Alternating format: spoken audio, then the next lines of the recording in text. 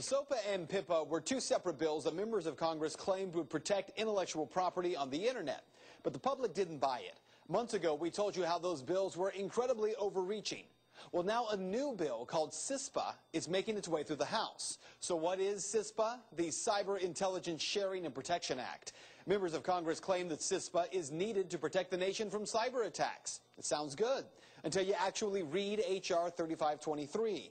Then you find that the vague language would actually allow the feds the authority to override every existing online privacy law by monitoring and collecting information on anything that includes efforts to degrade, disrupt, or destroy an online system or network, or theft or misappropriation of private or government information, intellectual property, or personally identifiable information.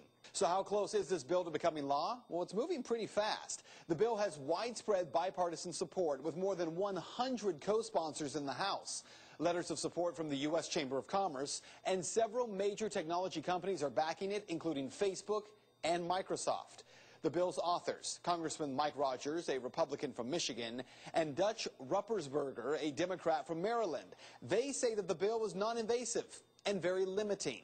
In fact, the House Intelligence Committee has set up a Twitter account to show people they are in touch with the online community and to break down the myths about Cispa.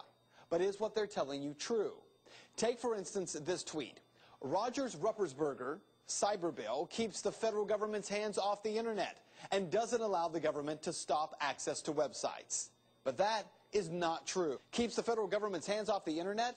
Well, the entire point of Cispa is to give every federal agency that already has its hands on the internet even more information and more power.